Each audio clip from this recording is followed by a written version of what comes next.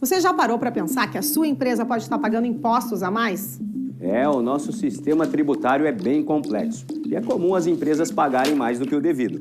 Saiba que é possível recuperar os valores dos últimos 5 anos e reforçar o seu caixa. A Fortus Tax é especialista no assunto e já ajudou muitas empresas nos seus 18 anos de atuação. E o mais importante, você só paga pelo serviço depois que o dinheiro estiver na sua conta. Fortus Tax. Pagar o justo é o nosso forte.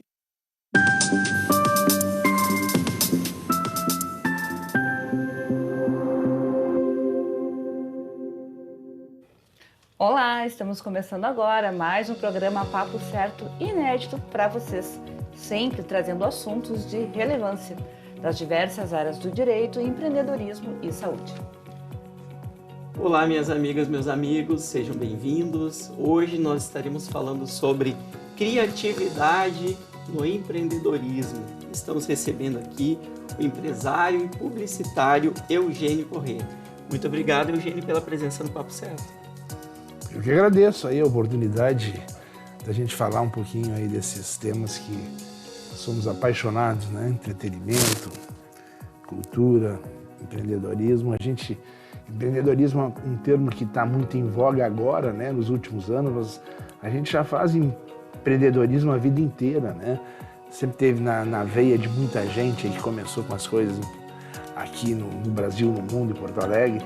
Então, o empreendedorismo é uma coisa muito antiga e agora, ultimamente, vem muito em voga, né? Se fala muito em empreendedorismo, a gente fez a vida inteira. É bom que hoje a gente vai poder compartilhar um pouco da tua história para os nossos telespectadores que nos assistem. Então, aproveitem e já enviem a sua pergunta ou comentário para o nosso convidado, que logo depois do término do programa, ele já vai, então, responder. Agora, um rápido intervalinho, já voltamos.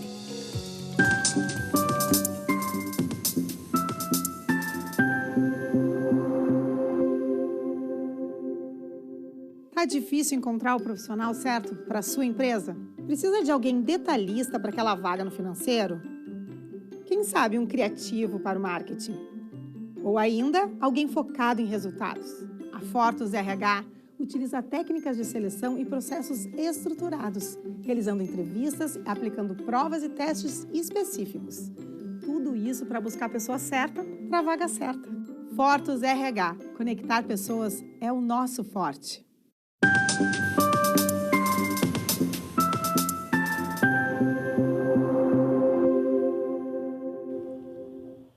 Voltamos e o programa está sendo transmitido aqui pelo canal 48.1 da Ubra TV e também através dos principais canais digitais NET, Claro Vivo, Tubarão e TVN para quase 5 milhões de gaúchos. Então, Eugênio, para começarmos o nosso Papo Certo de hoje, conte para nós quem é Eugênio Corrêa. Eugênio Corrêa é uma pessoa extremamente simples, gaúcho, nascido em Porto Alegre, que eu minto que sou de Passo Fundo para me engrandecer, né? Mas, na verdade, nasci em Porto Alegre, mas ainda criado até 2, 3 anos de idade lá, e vim daí definitivo para cá. Sempre quis ter meu próprio negócio, sempre foi na área de comunicação, né? E não sou um comunicador, e sim um empreendedor criativo, eu sou um homem de vendas.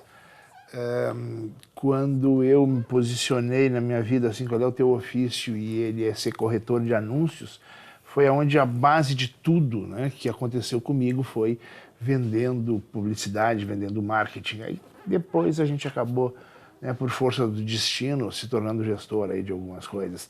Mas o Eugênio Corrêa é um sonhador, gosta de coisas muito simples, né?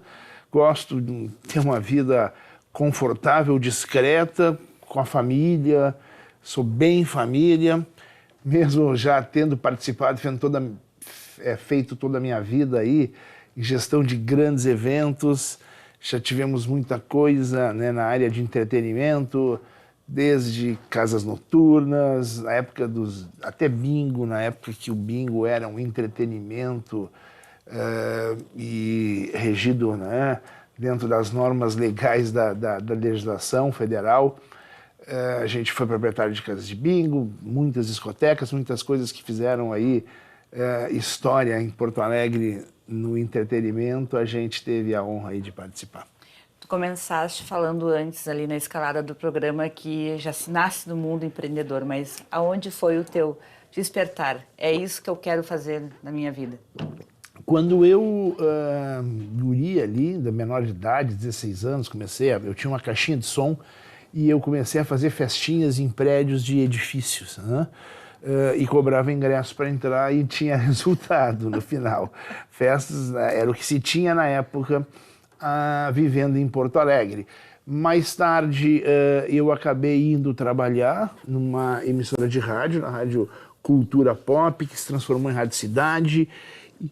Fiz algumas festas, as minhas festas foram crescendo um pouco ainda antes de entrar na rádio, no Litoral Norte, em alguns clubes, ainda bem tímidas, pequenas, mas saindo um pouco dentro desses prédios, né, dos salões de festa dos edifícios de Porto Alegre, e entrei nesta rádio. E aí, nesta rádio, eu entrei pelo departamento, ainda existia naquela época um departamento de discos, onde os divulgadores das gravadoras deixavam os discos, né? E eu acabava distribuindo para os produtores e para os comunicadores. No primeiro momento, eram mais produtores e, em seguida, com o modelo da Rádio Cidade, virou um produtor, comunicador e operador. A Rádio Cidade foi a primeira a implantar esse momento desde de um projeto no Rio de Janeiro de muito sucesso, que era do Grupo Jornal do Brasil, e acabaram comprando a Rádio Cultura Pop e implantando isso aqui em Porto Alegre, do comunicador, operador e produtor do seu horário. A rádio entrava ao vivo de 6 da manhã às 2, se eu não me engano. Era só a madrugada, entre 2 e 6, que ela não era ao vivo. Tinha uma época até ela nem ficava no ar, mas depois ela ficava simplesmente gravada nesses 4 horários, mas senão a rádio era com esse formato. E aí não tinha mais espaço para mim e eu fui para a área comercial. Eu tinha, acho que ali 19 anos de idade, tinha recém feito carteira de habilitação e eu comecei eu vendia anúncios, eu vendia comerciais na rádio. Primeiro eu atendia clientes direto, né? Então eu tinha o hábito de pegar minha motinha e deixava em zonas de comércio como a Zenha, como a Assis Brasil, e batia de porta em porta nas boutiques. Depois eu subi de cargo na rádio, comecei a atender as agências de propaganda. A comissão era menor, mas aí eram grandes anunciantes, então compensava. Desenvolvi a minha carreira nessa área comercial, saí da Rádio Cidade, passei um breve período no SBT e fui para o Jornal Zero Hora. Do Jornal Zero Hora, ali foi meu amadurecimento, eu acho, de verdade, no Grupo RBS. Comecei em 81 lá, e saí em 88, né? Foram uns 7, 8 anos de muito aprendizado. Ali eu fiz uma história dentro do Grupo RBS, comecei como contato comercial da Zero Hora, saí como gerente. Nesse meio tempo ganhei algumas distinções, fui contato do ano da Associação Rio Grandense de Propaganda, né? Fui atendimento de veículo, né? Hoje chamam de head de veículo. Na nossa época era contato, depois também ganhei o vendedor do ano da DVB. Ali fui galgando algumas posições, né? Entrei como um contato iniciante, que na época se chamava na Zero Hora, e saí como gerente comercial de cadernos e suplementos do veículo. Por isso, o meu core, a minha atividade maior, assim, realmente, eu me considero meu ofício um corretor de anúncios, por todo esse tempo que eu trabalhei lá. Corretor de anúncios, essa é a curiosidade que eu tenho, eu acho que muitas pessoas de casa também querem saber. Por que você se identifica como sendo um corretor de anúncios? Porque ao sair da Zero Hora, eu saí para montar uma empresa minha de intermediação de negócios na área de comunicação, marketing. E eu representava veículos de comunicação do interior do estado e de fora do estado do Rio Grande do Sul, em Porto Alegre. Já existiam algumas outras empresas que faziam esse tipo de serviço, mas sem um atendimento diferenciado. Eram emissoras, assim, representantes de rádios tinham lá 500 rádios, eles nem sabiam a rádio que eles vendiam. Eu vendia, de fato, as rádios que eu representava. Jornais, a mesma coisa. Aí peguei grandes veículos, peguei o Estado de São Paulo, fui representante. A TV Record, na época, tinha só 2 emissoras, no Rio e em São Paulo. Fui representante de grandes veículos e comecei a vender outros serviços também na área de comunicação, de marketing. Eu vendia feiras, eu vendia os produtos da Associação Brasileira dos Supermercados. E quando gerente da Zero Hora, eu conheci o Dodge, o Sicão e o Geraldo Lopes da Opus e comecei a vender patrocínios para essas 2 empresas. Como eu era gerente de cadernos de suplemento, o segmento de shows e de cultura anunciava muito comigo no segundo caderno. Era um segmento que eu atendia no Jornal da Zero Hora. Criei uma relação com o setor e com os empresários desse setor e eles tinham dificuldade de vender patrocínio para os seus eventos. Então eu saí da RBS como gerente da Zero Hora, depois de 8 anos vendendo anúncios na Zero Hora, num período da minha vida que foi aonde eu também fiz meu curso de comunicação na Famecos. Acabei virando publicitário. E foi onde eu amadureci muito profissionalmente, ali quando tu tem seus 20 e poucos anos, prestando serviço a uma grande empresa, que é o Grupo RBS.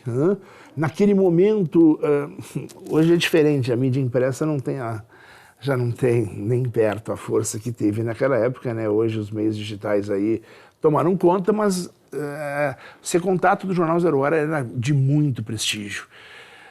Me formei assim, sendo corretor de anúncios, e montei a minha primeira empresa com mais 2 sócios, também oriundos da RBS, um da RBS TV e outro da RBS das emissoras do interior, das geradoras.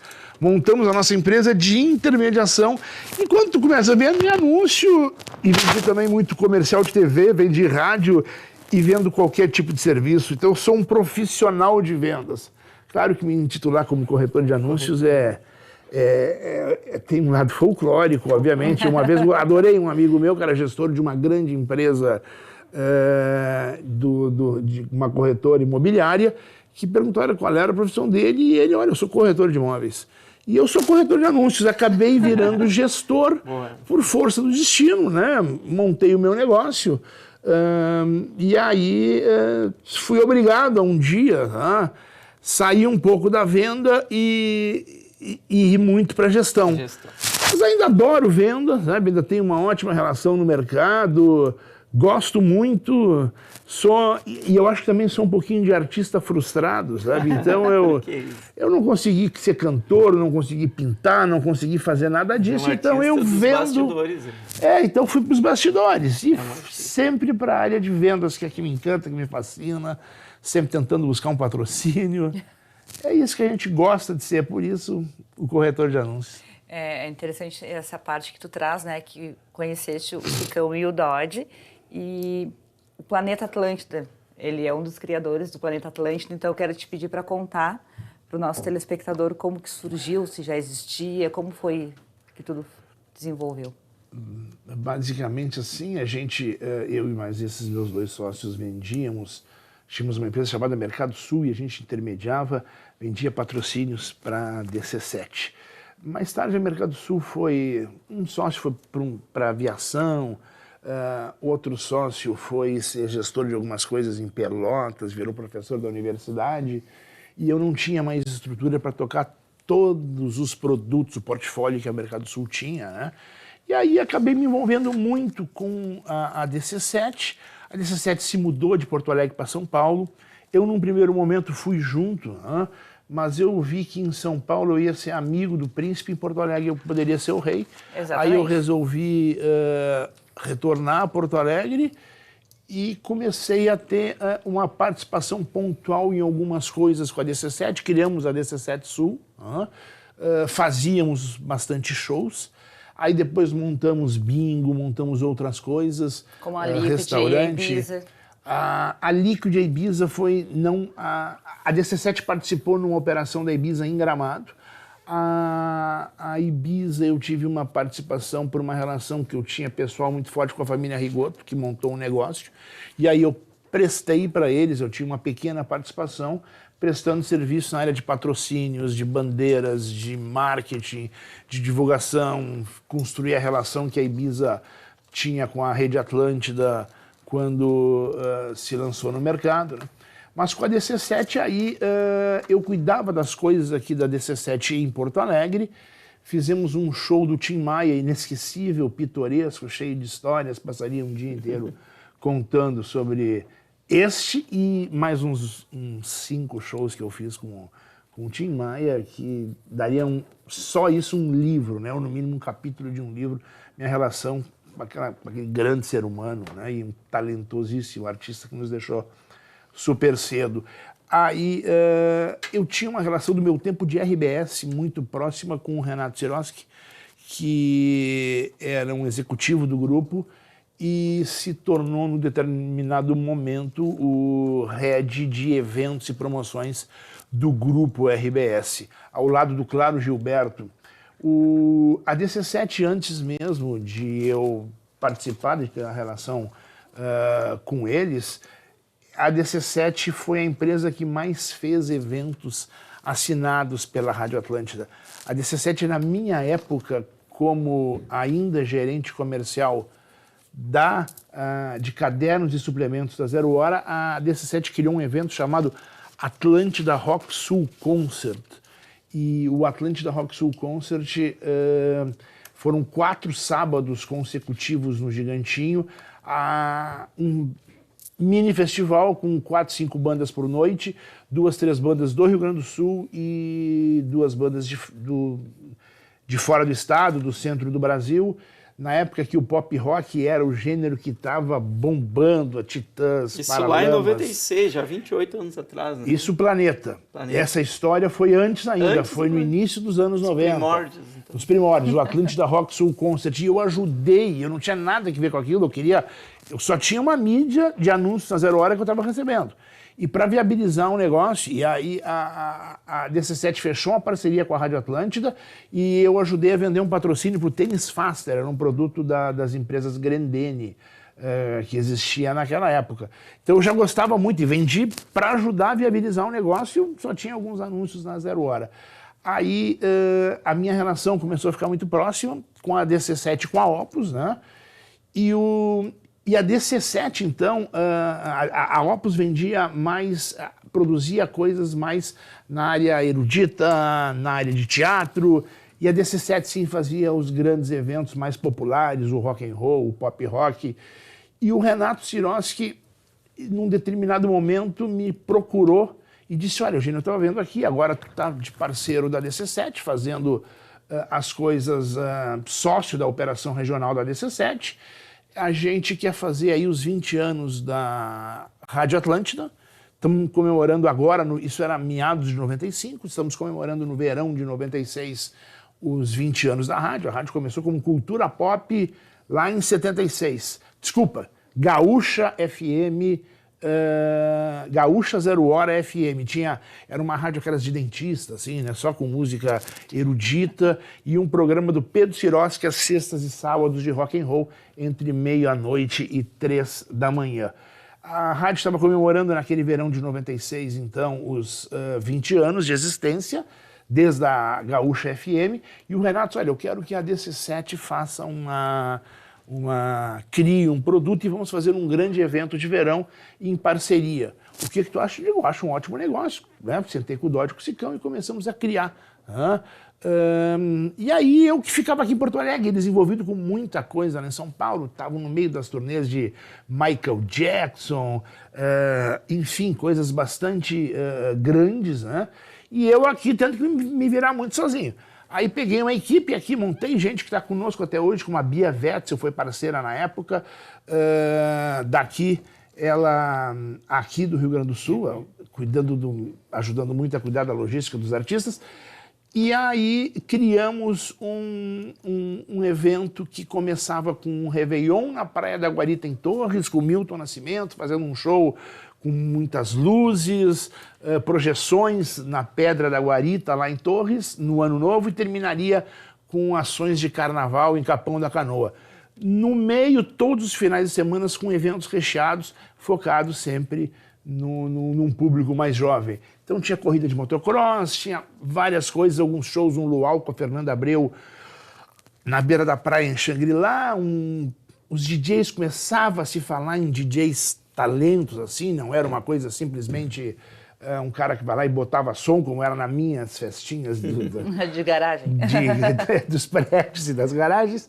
Aí projetamos fazer um show assim, trazendo 2 DJs internacionais em Imbé.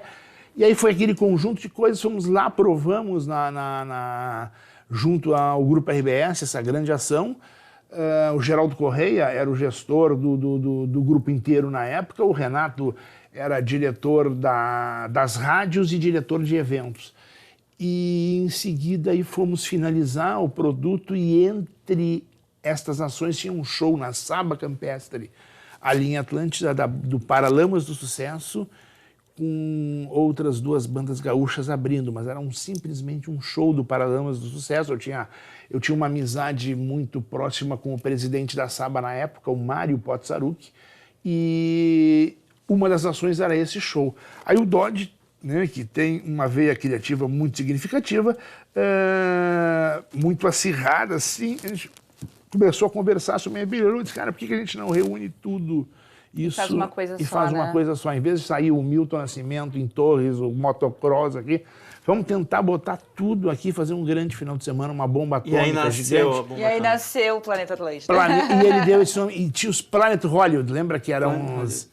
E aí eles vão fazer uma coisa, um mundo Atlântida, um planeta Atlântida. Eu digo, bah, que baita nome. É isso aí.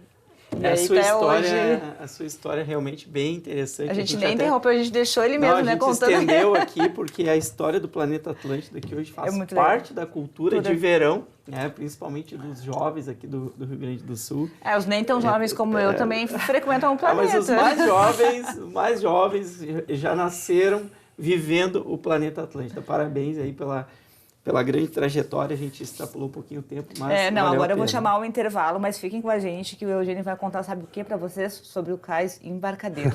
É muita informação aqui. Fica aí que a gente já volta.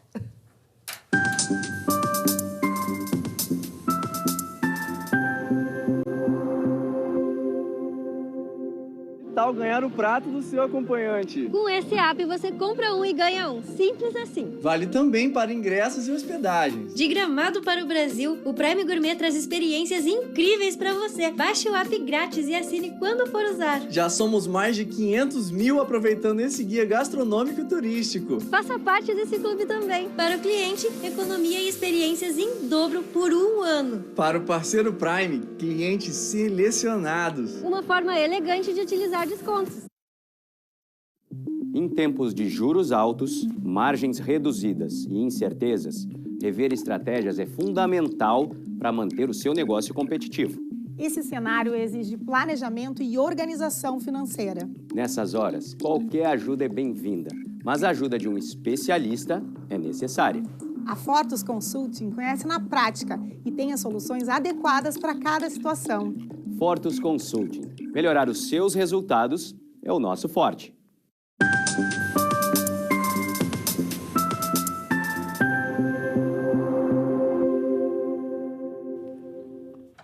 Voltamos e hoje o papo é empreendedor e estamos recebendo o empresário e publicitário Eugênio Correia. Então, Eugênio, para ganharmos tempo, que nosso programa hoje está voando, entretenimento é investimento de alto custo? E o retorno é no curto, médio ou longo prazo? Como todo negócio, né, se tu quer fazer uma grande entrega, é claro que o custo é elevado. Um automóvel é igual, um sabonete, né? O automóvel, tu vai lá, quer um automóvel mais simples, de entrada o custo é pequeno.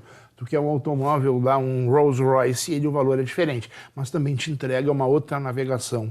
O entretenimento tu pode fazer com muito simples de custo, mas aí tu tem que entregar uma experiência que o consumidor saia muito satisfeito, né? Tu pode fazer um banheiro simplesmente com uma caixa e um vaso sanitário, ou tu pode colocar amenities ali de qualidade. Aí tem que pagar por esse serviço. E o retorno, então, proporcional ao investimento. Proporcional ao investimento, sem dúvida. Ele tem que dar certo. Ele é imediato, é uma característica aí do setor de entretenimento, pelo menos no meu entretenimento, né? Hoje em dia tu vai fazer um parque, aí tu planeja, olha, eu vou fazer um parque e vou retornar em 10 anos. Mas eventos desses pontuais... Tem que entregar na hora, porque acabou, né? O que a gente sabe fazer é um circo, né? Tu vai lá, monta o circo e tu tem a tua temporada ali. 2 meses, 3 meses, 6 meses. Tem que buscar o resultado nesse dia. O Planeta Atlântico é 3 dias. Um show é 1 dia só. Agora a gente vai falar sobre o Cais Embarcadero. Eu quero aproveitar e pedir para o pessoal da produção se as imagens estão aí disponíveis já para a gente. E te pedir, Eugênio, para falar como surgiu esse grande projeto turístico que encanta tanto a nossa cidade. Eu vou te pedir 2 dias, então. Eu vou te dar um minuto e meio, infelizmente. Assim, sempre foi uma vontade nossa, a gente sempre acreditou nas docas do Cais Mauá, e a gente conhece muito dos hábitos de Porto Alegre e também sabia que Porto Alegre ainda precisava entregar alguma coisa a mais para desenvolver o turismo da cidade, né? E as docas era o local apropriado. Aí foi se costurando ao longo de 12 anos, né? Uma relação. Passou N gestores, começou lá no governo do Germano Rigoto, passou pela governadora Ieda, que efetivamente fez a licitação, passou na mão de vários grupos o controle do Cais Mauá, e nós sempre ali na posição de querer uma ponta para desenvolver um entretenimento. Acabou por todas essas andanças que no governador Eduardo Leite ele quis botar o negócio para frente, rompeu o contrato com um grupo que até nós já estávamos muito evoluídos de fazer alguma coisa com esse grupo, e o governador, sabendo disso, ele disse, olha, tem 2 empresas aqui de Porto Alegre, a Tornac e a DC7, que realmente entregam, são daqui, e elas têm condições de fazer alguma coisa naquela ponta lá, que atendesse 2 anseios. Um primeiro, da população de fato começar a usar, que era o principal, usar um pavilhão, usar o rio, essa proximidade com o rio, a oportunidade daquele espaço, e segundo, também fazer daquilo uma espécie de um showroom para mostrar o potencial de se desenvolver, da iniciativa privada de desenvolver o restante daqueles pavilhões. E o que oferece já o complexo nos dias de hoje? O Cais Embarcadero hoje ele tem mais ou menos umas 40 operações, a grande maioria de gastronomia,